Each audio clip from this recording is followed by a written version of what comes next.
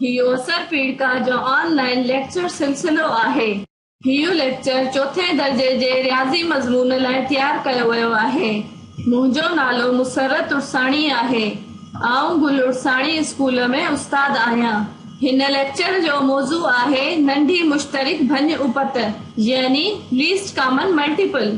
पाण समझंदासीं त नंढी मुश्तरिक भञ उपत छा आहे, इहा कीअं मालूम कबी आहे ऐं छो मालूम कबी आहे।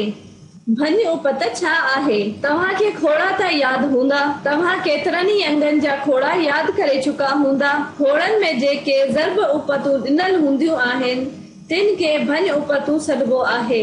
मिसाल तौर हिते 2 जो खोड़ो ॾेखारिजे थो, मतलब त 2 जूं भञ उपतूं ही आहिनि 2, 4, 6, 8, 10, 12, 14, 16, 18, 20 ऐं वग़ैरह वग़ैरह।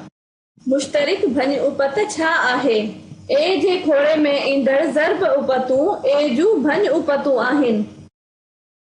उहे अंग जिन खे ए पूरो वंडे थो से उन जूं भञ उपतूं आहिनि। उहे अंग जिन खे बी पूरो वंडे थो से उन जूं भञ उपतूं आहिनि। उहे अंग जिन खे ए ऐं बी ॿई पूरो वंडीनि से ए ऐं बी जूं मुश्तरिक भञ उपतूं आहिनि।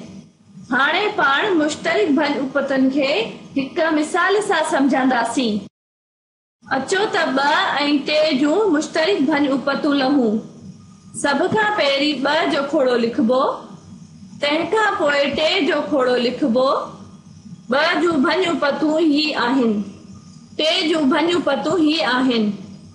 2 ऐं 3 जूं मुश्तरिक भञ उपतूं उहे ज़र्ब उपतूं आहिनि जेके ॿिन्ही जे खोड़नि में मौजूद आहिनि, यानी 6, 12 ऐं 18। नंढी मुश्तरिक भञ उपत छा आहे? पहिरीं मुश्तरिक भञ उपत खे नंढी मुश्तरिक भञ उपत सॾियो वेंदो आहे। मतलब त नंढे में नंढो अहिड़ो अंग जंहिंखे ए ऐं बी ॿिन्ही जो खोड़ो लॻंदो हुजे।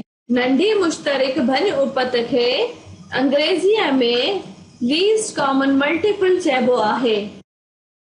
यादि रखो त मुश्तरिक भञ उपतूं 2 या 2 खां वधीक अंगनि जूं मालूम कबियूं आहिनि। ए ऐं बी जूं मुश्तरिक भञ उपतूं उहे अंग आहिनि जिन ते ए ऐं बी ॿिन्ही जो खोड़ो लॻे। उहो नंढे में नंढो अंग जंहिं ते ए ऐं बी ॿिन्ही जो खोड़ो लॻे सो ए ऐं बी जी नंढी मुश्तरिक भञ उपत आहे। अचो त 2 ऐं 3 जी मुश्तरिक भञ उपत लहूं। 2 जूं पहिरियों 6 भञ उपतूं ही आहिनि 2, 4, 6, 8, 10 ऐं 12। 3 जूं पहिरियों 5 भञ उपतूं ही आहिनि 3, 6, 9, 12 ऐं 15।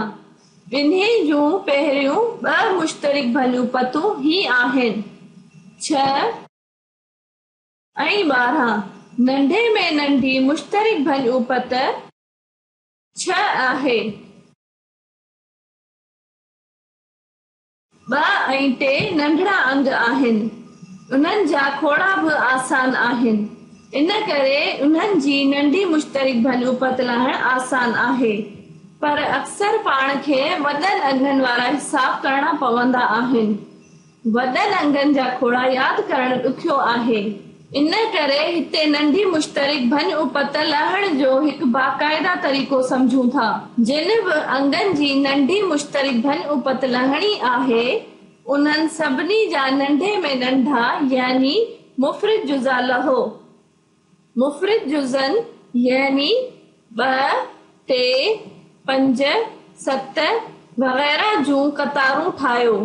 मुफ़रिद जुज़न जूं वॾे में वॾियूं कतारूं खणो ऐं उन्हनि जी ज़र्ब उपत लहो जेका नंढी मुश्तरिक भञ उपत यानी लीस्ट कॉमन मल्टीपल आहे। अचो त 36, 40 ऐं 48 जी नंढी मुश्तरिक भञ उपत लहूं। सभ खां अॻ में 36 जा मुफ़रद जुज़ा मालूम कबा, जेके ही आहिनि। 40 जा मुफ़रद जुज़ा ही आहिनि। 48 जा मुफ़रद जुज़ा ही आहिनि। हाणे ॿिनि जी वॾे में वॾी कतार खणबी, पोइ 3 जी वॾे में वॾी कतार खणबी ऐं पोइ 5 जी वॾे में वॾी कतार खणबी। अहिड़ीअ रीत 36, 40 ऐं 48 जी नंढी मुश्तरिक भञुपत 720 थींदी।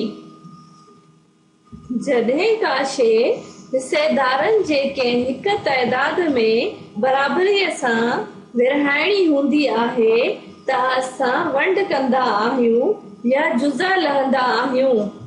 का शइ हिसेदारनि जे मुख़्तलिफ़ तइदादनि में बराबरीअ सां तक़सीम करण लाइ असां नंढी मुश्तरिक भञ उपत लीस्ट कॉमन मल्टीपल लहंदा आहियूं।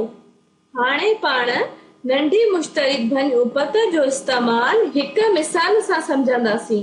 गुलुरसाणी स्कूल जी प्रिंसिपल 6, 7 ऐं 8 क्लास जे शागिर्दनि में साइंसी तजुर्बे जो मुक़ाबलो करायो। फ़ैसिलो कयो वियो त बहितरीन तजुर्बो करे ॾेखारींदड़ क्लास जे सभिनी शागिर्दनि में इनाम तौरु रंगीन पेंसिलूं बराबरीअ सां विरहायूं वेंदियूं। 6, 7 ऐं 8 क्लास में तरतीबवार 18, 20 ऐं 24 शागिर्द आहिनि। ॿुधायो त घटि में घटि बि केतिरियूं पेंसिलूं हुजनि जेके खटींदड़ क्लास जे सभिनी शागिर्दनि में बराबरीअ सां विरहाए सघजनि। फर्ज़ करियो त प्रिंसिपल 18 पेंसिलूं वठी आई, पर मुक़ाबलो 8 क्लास खटे वरितो।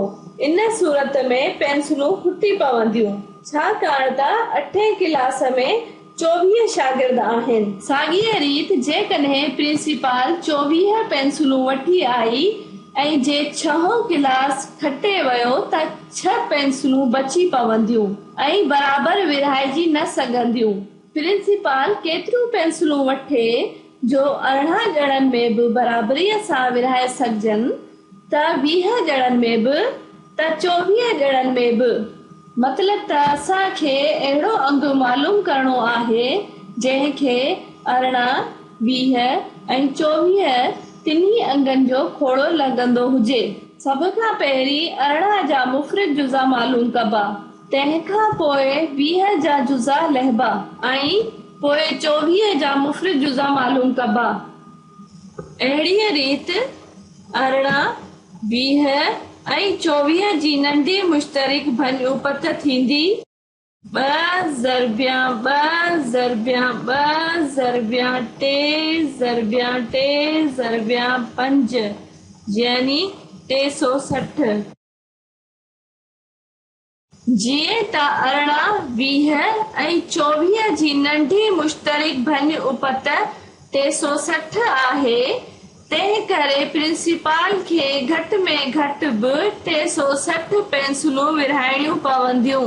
हूअ खटींदड़ क्लास जे हर हिकु शागिर्द खे तरतीबवार 20, 18 या 15 पेंसिलूं ॾींदी। वक़्त ऐं फ़ासिला मालूम करण लाइ बि नंढी मुश्तरिक भञ उपत लहबी आहे। अचो त हिक मिसाल सां समझूं। गुलुरसाणी स्कूल खां 2 रूटनि जूं बसूं लंघनि थियूं। रूट ए जी बस हर 30 मिंटनि खां पोइ लंघे थी, जॾहिं त रूट बी जी बस हर 50 मिंटनि खां पोइ लंघे थी। सुबुह जो 8 वॻे ॿई बसूं गुलुरसाणी स्कूल खां गॾु निकिरनि थियूं। ॿुधायो त वरी घणे वॻे ॿई बसूं गुलुरसाणी स्कूल खां गॾु निकिरंदियूं।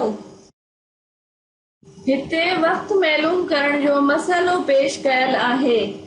हिकिड़ी बस हर 30 मिंटनि खां पोइ गुल उड़साणी स्कूल पहुचे थी त ॿी बस हर 50 मिंटनि खां पोइ गुल उड़साणी स्कूल पहुचे थी। असांखे उहा देर मालूम करणी आहे जंहिंखां पोइ इहे ॿई बसूं हिकु भेरो वरी गुल उड़साणी स्कूल ते गॾिबियूं। मतलब त उहो वक़्तु जंहिं ते 30 मिंटनि जो बि थोरो लॻे त 50 मिंटनि जो बि, यानी 30 मिंट ऐं 50 मिंट जी नंढी मुश्तरिक भञ-उपत। 30 जा मुफ़रद जुज़ा ही आहिनि, 50 जा मुफ़रद जुज़ा ही आहिनि। 30 ऐं 50 जी नंढी मुश्तरिक भञ-उपत थींदी 2 ज़रबिया 3 ज़रबिया 5 ज़रबिया 5। मतलब त 30 मिंट ऐं 50 मिंट जी नंढी मुश्तरिक भञ-उपत 150 मिंट यानी 2.5 कलाक थी। ॿियनि लफ़्ज़नि में इहे बसूं हर 2.5 कलाकनि खां पोइ गुल उड़साणी स्कूल ते गॾिबियूं। जीअं त इहे बसूं 8 वॻे गुल उड़साणी स्कूल खां गॾु निकितियूं हुयूं, इन करे इहे वरी 10:30 वॻे गुल उड़साणी स्कूल खां गॾु निकिरंदियूं। इन सां गॾु अॼोको लेक्चर पूरो थियो।